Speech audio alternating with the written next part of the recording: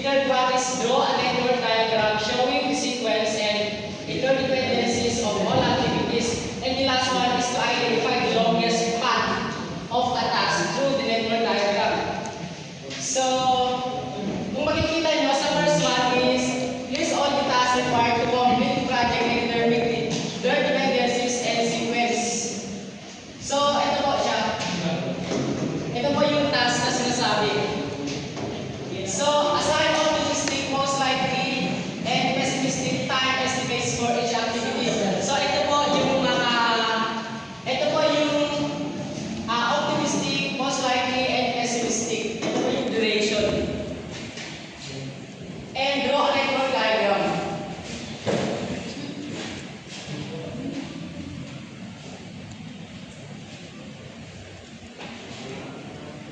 So, sa pangatlo po, draw a network diagram showing the sequence and interdependencies of all activities.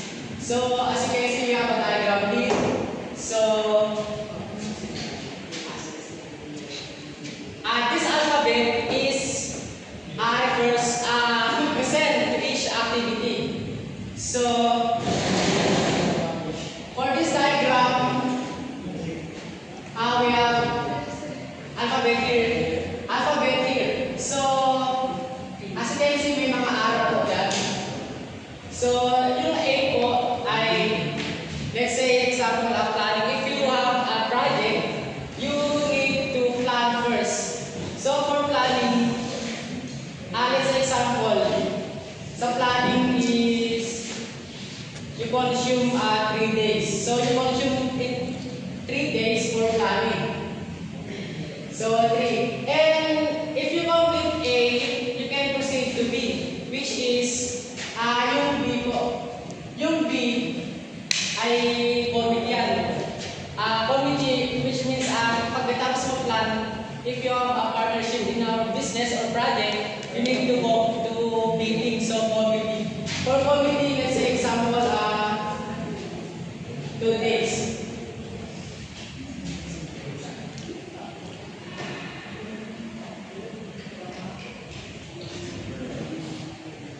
So, 2 days. So, kung mapapansin niyo po dito sa arrow, yung C and D, nag-connect siya sa B. So, ang ibig sabihin po yan, if you complete B, you do the C and D together. So,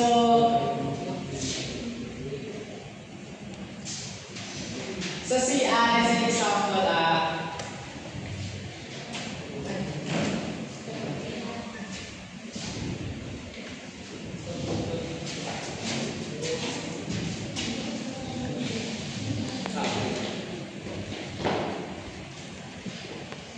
if you complete B, you proceed to C and D, means you do it together. So C means budgeting. If you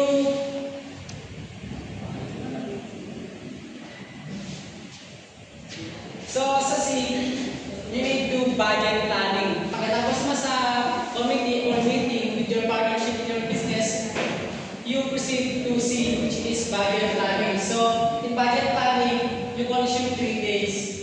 3 days. Let's say example, 3 days. At sa D naman, yung D is informing the staff or the student or your partnership. Let's say example, 1 day.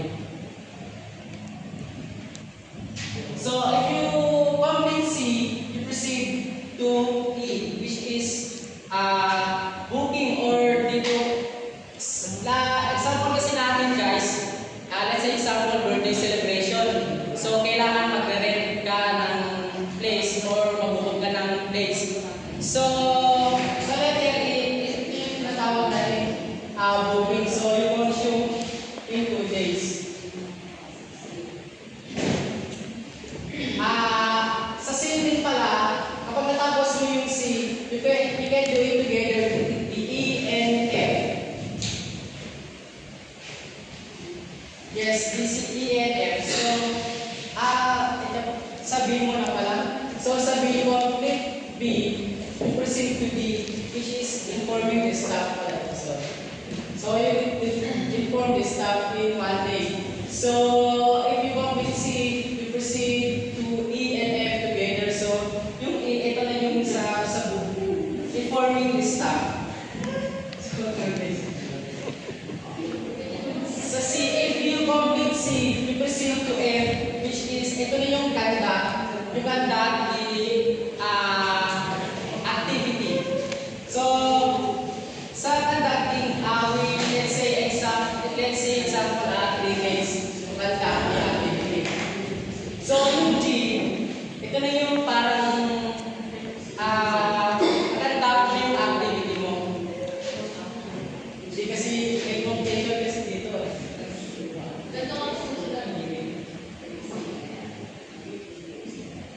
So, to get the critical path method or CPM, we need to identify the longest path or time required to complete to require the complete time for your project. So, hindi kasi makita.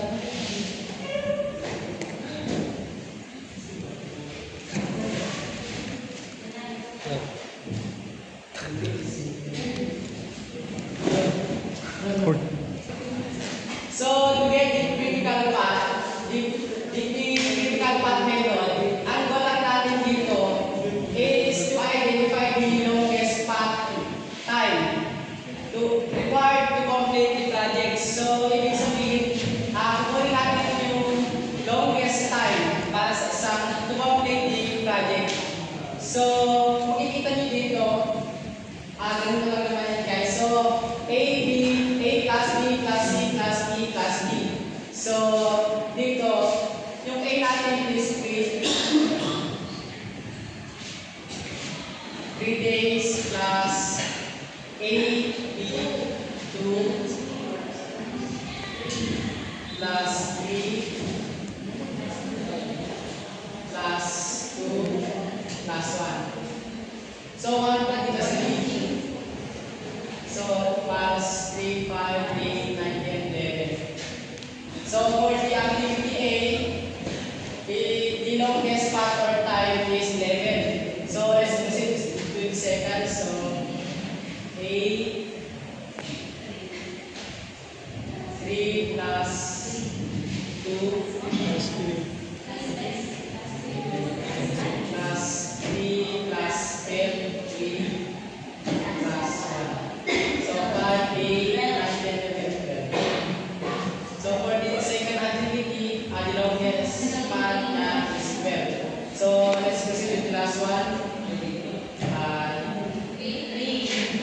3 plus 2 plus 1 plus 3 plus 5, 6, 9, 10. So, for our critical path method, so yung critical path method natin is the second activity, which is siya yung pinaka-mataas. So, yung focus natin sa CPM is to identify the longest path required to complete the project. Nagagets ba po ba ito? Nagagets ba? Apa?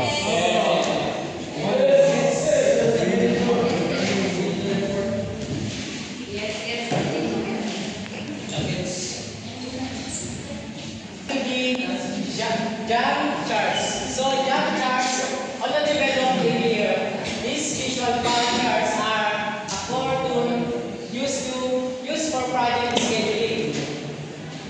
So yung jump charts natin ay ito po natin siya makukuha.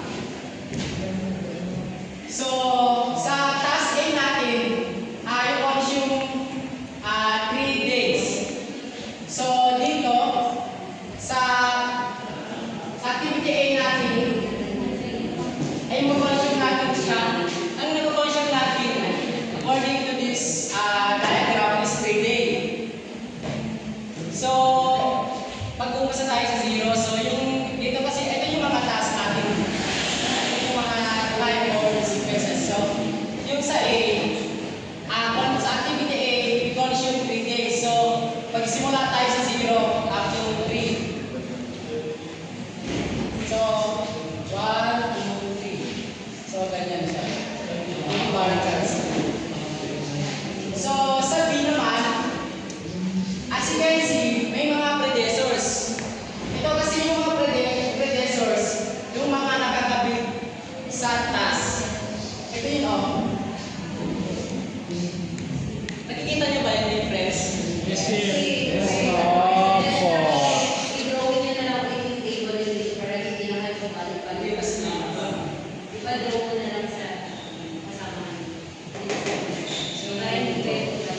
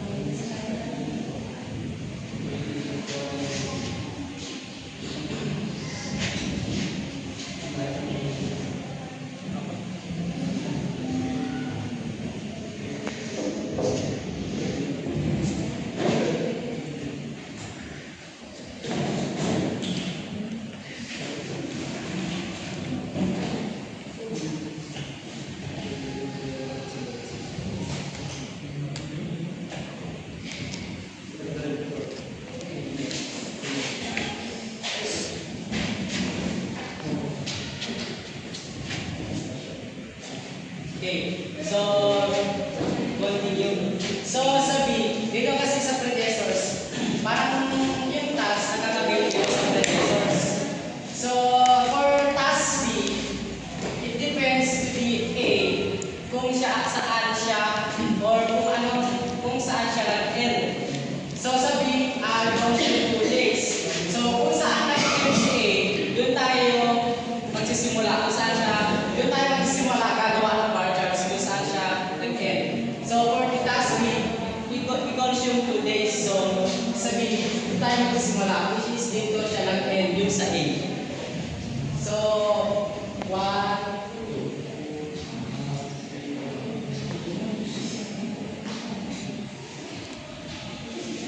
So for the task naman, because yung 4 day, it depends to be naman kung saan siya nag-end. So yung sin natin is 4 days. So dito tayo simula sa dito saan siya nag-end. So 1, 2, 3, 4. So for the task din naman, it depends to the day. Kung saan siya nag-end. So we consume to day. So dito pa rin tayo magsisimula. 1, 2. So for the task E naman, 1 day lang. At it depends to see. Sa C naman tayo kung magsisimula. Kasi doon siya sa predecessors. So sa E, dito yung C. Dito siya nag-end. So we consume 1 day. So 1. Sa F naman, it depends to C and D. For task F, we consume 2 days. So, dito kasi yung C natin. So, dito siya nag-end. Tapos yung D, dito. Pero, kailangan sa left tayo mag-draw ng bar charts. So, dito tayo magsimula sa D. 1,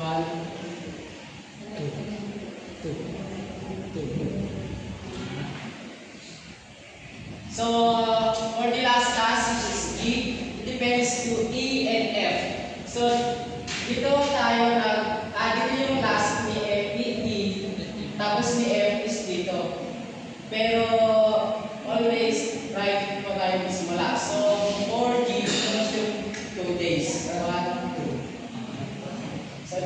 Gantt charts.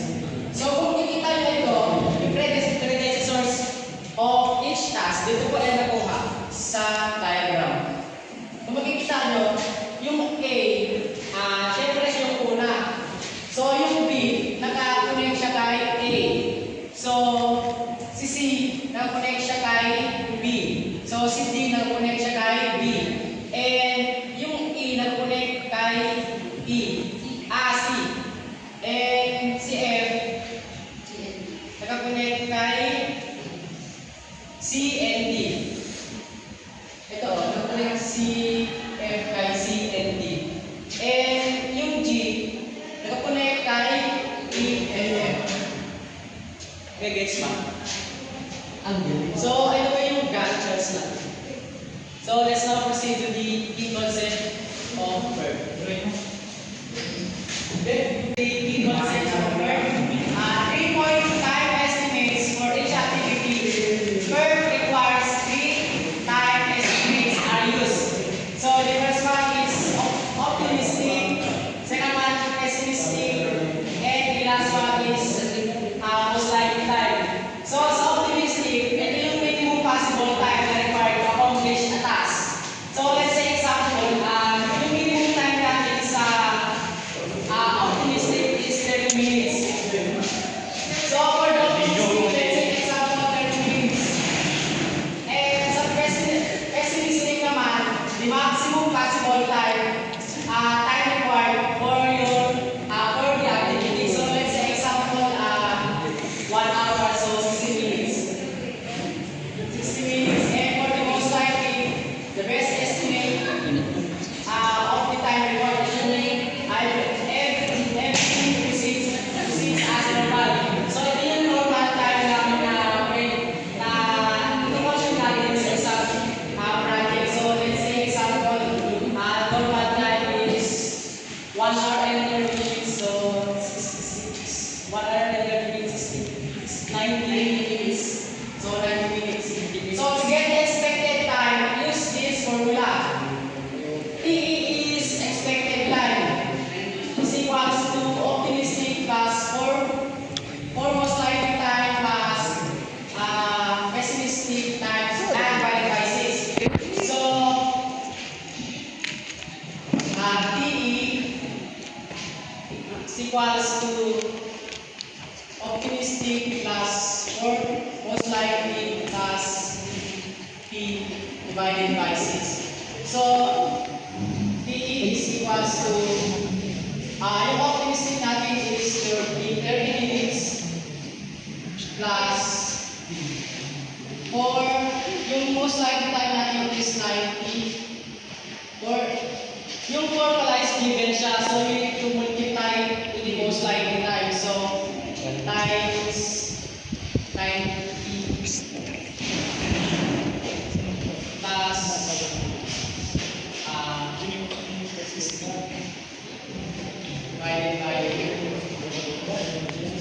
divided by 6.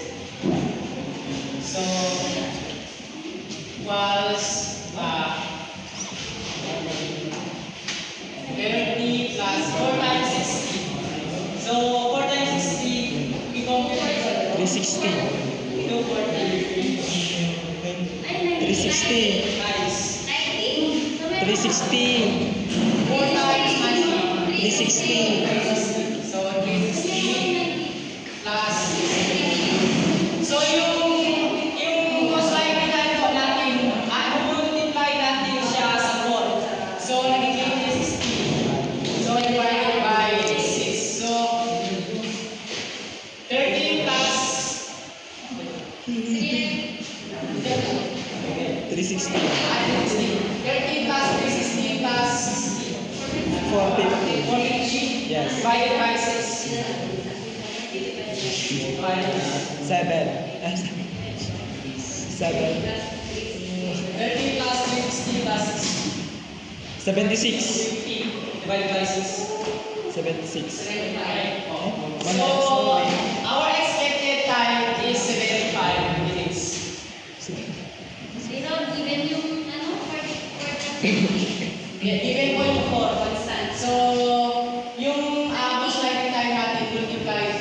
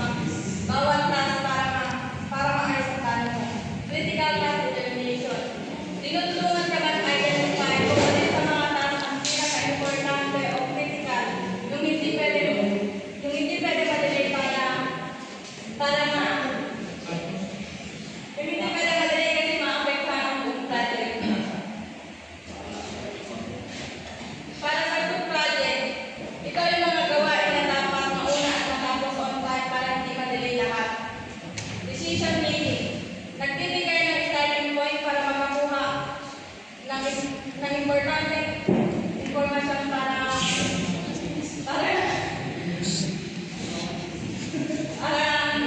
gumawag sila. Sa simpleng salita, may basahan ka bago ang posisyon. Resource management. Tinutulungan ang management sa paggamit ng resources. Kaya ng tao, pera, oras, kagamitan at sa pinaka-efficient na paraan. Dahil nakikita mo kung kailan kailangan ng resources, may iwasan ang pagsasayang o kakulangan. Halimbawa, malalaman mo kung kailan kailangan natin ng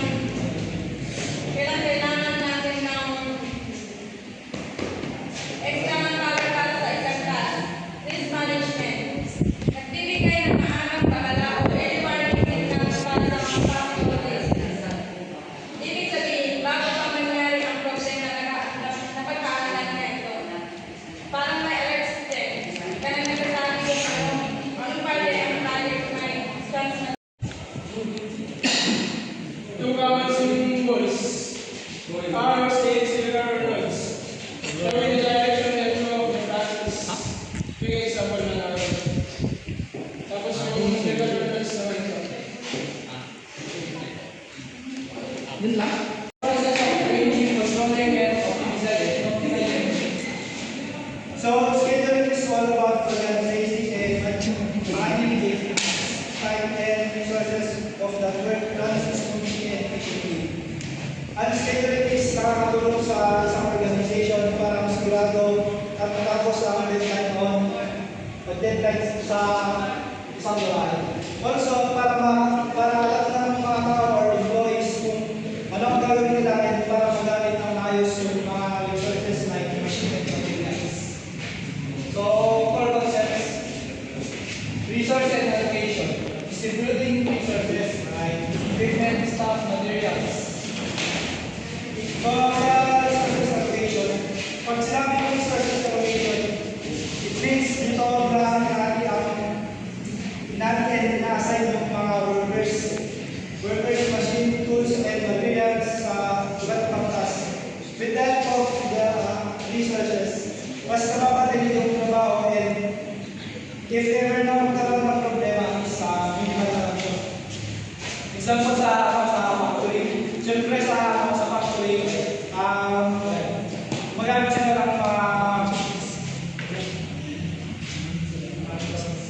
magamit sila ng mga machines. So, yung mga machine na yun is naka-assign sa mga workers.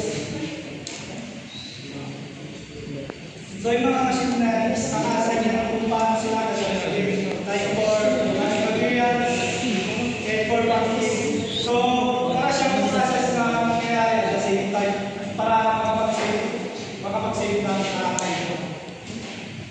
Time management. Planning and setting deadlines for tasks. Time management. Very understandable about time. So,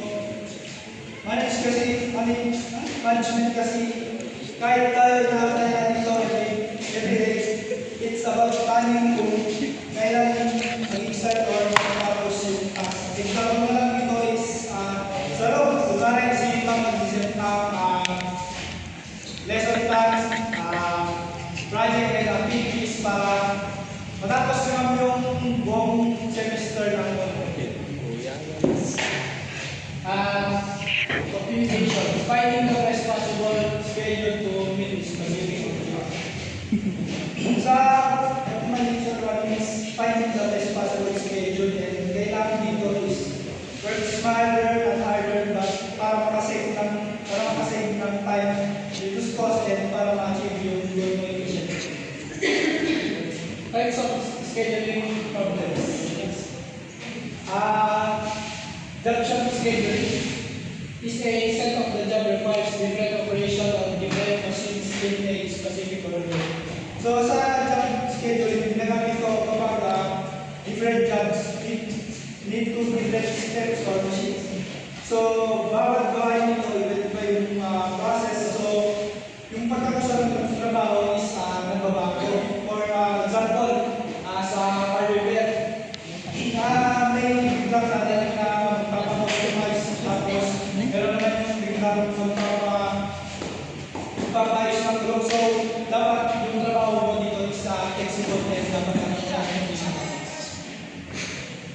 So, no shop scheduling. So, shop scheduling, Kung sa job scheduling, nababago yung job nila. Ito naman sa close job scheduling, lahat ng trabaho nila is nauulit lang. So, same process or same step in the same order. tapos project scheduling. Planning and coordinating tasks with the project and deadlines. So, dito naman is focus naman sila on more on planning and organization. And for the task in a project to make sure na tapos nila yung project on time. Pumunta sa mga construction, events, and engineering projects. Example na lang sa events and construction. So, kakailangan mo ng laborers and iasan mo sila kung ano ang gagawin nila. Kailangan mo monitor yung process nila and dapat hindi mo sila iwan para hindi ka nilagay. Personal scheduling assign staff of courses and tasks demand to be considered employee and schedule. Contract visualization of project schedule showing, task duration, and dependencies. Dahil isang visual na tayo na nagpapakita ng mga gawain agad at bawat isa at kung paano sila magkakugnay. Critical thought method identifies and locates sequences of tasks that determine of shortest possible project duration. Critical pagkwento, tinutukoy ang pinakamahabang hanay ng mga gawain na nagtatagda, pinapakita ng oras upang matapos ang kwento. Program implementation and review use and use for discipline planning estimate of account of uncertain task duration. Umamin ang pagtatanda sa oras bawat sa publisidad upang matugunan ang titiyak na tagal ng mga gawain. Learning programming, mathematical consideration, technical use to locate sources. Sa matematikal na paraan upang umusay ang mga So, interior programming is a extension of a linear programming where sum of all decisions or variable must be integral. So, integral programming is a type of math problems used to make decisions. Ang goal kasi ng integral programming is hanapin yung best combination kung saan products na nakikita ng malaki. Pero ang nakalagay dito is decision variables must be integers. So, dapat is yung nakukuha daw or nasa-solve nila is full number. Hindi dapat siya nakakaroon ng decimals. Mostly, ginagamit siya sa business, production, and event scheduling. And then, heuristic algorithm naman, unlike integral programming, this is based on your own strategies. Hindi mo na siya kailangan i-solve or i-compute pa. So, dito, pumapasok yung pagiging creative mo and then yung pagiging mag-discard mo. For example, sa isang deliver company, okay, para mamadali yung pag-deliver nila is, ang ginagawa nila, inuunan nila yung malalapit sa warehouse kung saan nila kinukuha yung mga mismong product.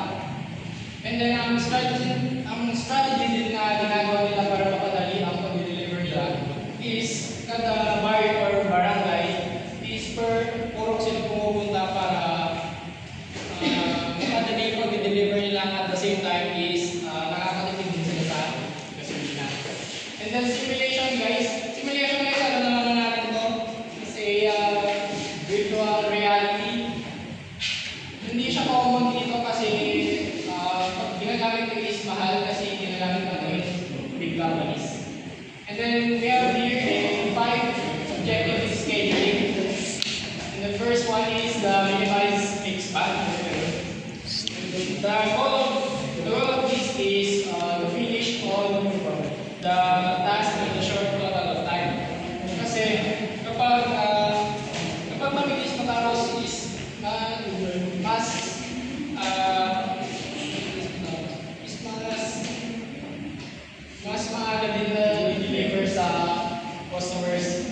And example, imagine sa warehouse, kung saan kinukuha yung mga product, is kung maayos yung schedule and then yung packaging, and then yung sa delivery truck naman is laging on time at organized, is may iwasan talaga yung pagka-delay ng mga products. So sa second one is the minimize tardiness. So ano nga ba yung tardiness? Tardiness po is yung pagiging late or pagiging pagkahuli sa kontrata or sa agreement. Kapag kasi on time lahat ng mga deliveries is tumataas din po yung mga bilang ng customers at the same time tumataas din po ang kita. Kasi alam nila na mabilis ang process ng mga product nila. Kasi kailangan dito ma-meet pa yung deadline ng mga customers para masatisfy sila. And then third is minimize flow time. Minimize flow of time is to make sure every product spends the least possible time inside the system. So, mula simula hanggang sa matapos.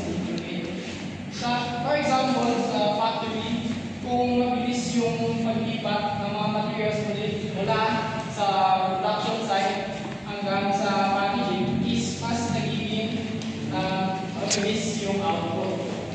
And then, fourth is minimize resource utilization. Minimize resource utilization is the use of machine, workers, and space efficiently. For example, sa warehouse, kailangan tuloy-tuloy yung trabaho. Habang may nagpapag mga orders, dapat is may nag-aayos na rin ang inventory at may naglulod na din dapat sa mga trucks.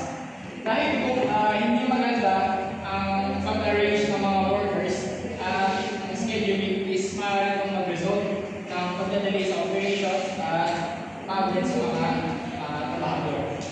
And then the last one is the minimize cost.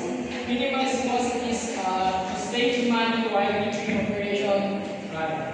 Kasi po hindi maayos yung schedule is nagkakaroon ng overtime, idle time, and energy waste na nagre-result ng dagdag gastos. For example, kung sabay-sabay kasi yung mga pick ng orders is sabay-sabay yung mga pick ng orders, tapos kulang yung mga tao, napipilitan mag-overtime yung mga workers or mag-hire ng temporary staff na nagdulot ng malaking gastos. Pero kapag nagtano ng maayos ang schedule na tamang tapos ng tamang oras, is wala na sa sayang na oras at the same time, wala din dagdag gastos. So, ang point ng minimize cost is to help the company earn while Management science studying further process of learning. The duration of project by saving more resources and learning.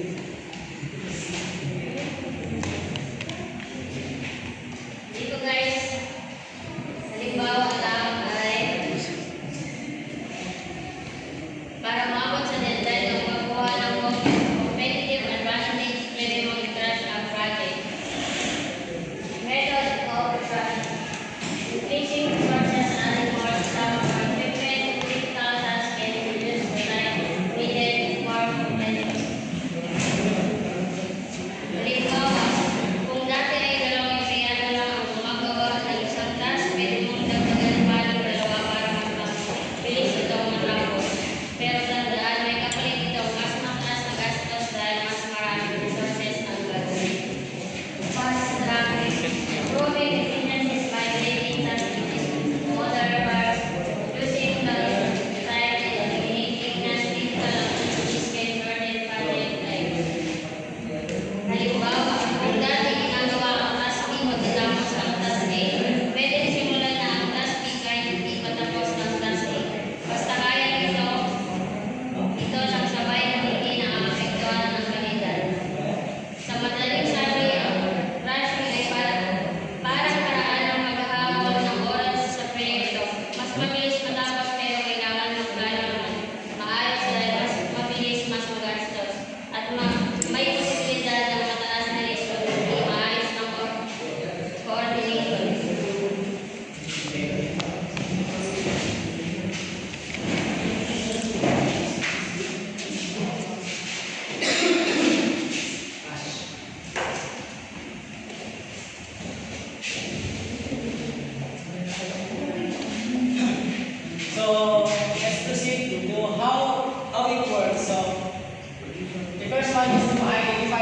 mathematical path, which is the sequence of all activities that determines the project's minimum duration.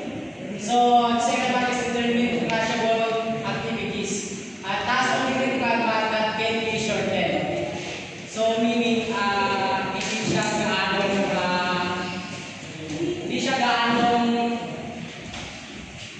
hindi siya gaano ka-guys yung duration ng each activity. So, the last one is to calculate the cost slope for each activity. So, to calculate the cost slope, using this formula, the crash cost divided by the normal cost and normal time divided the crash time. So, for the activity 1, we compute using this formula. So, sa activity 1, yung crash cost natin is 4,000. So, 4,000 deducted by normal cost. Yung normal cost natin sa activity A is 3,000. So,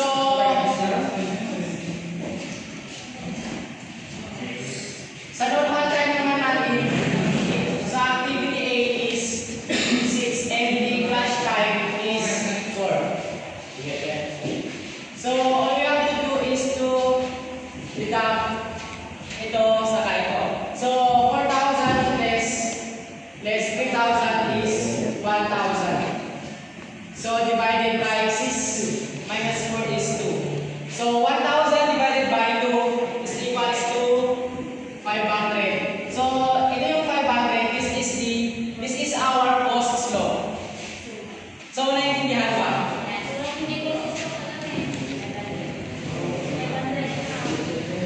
So, our cost slope for activity A is 500. So, let's proceed to B. So, crash time is, crash cost is 3,100 divided by normal cost 2,500 divided by 5 minus 3. So 3,100 less 2,500 600 divided by 5 minus 2. 5 minus 3 is 2. So our cost slope for activity B is 300. So for activity C naman, crash cost is 2,400 less 2,000 divided by 4 less 3. So 2,400 less 2,000 is 400 divided by 1. So 400 divided by 1 is 400. Our cost slope for activity C is 400. Okay, gets ba? Yes, sir.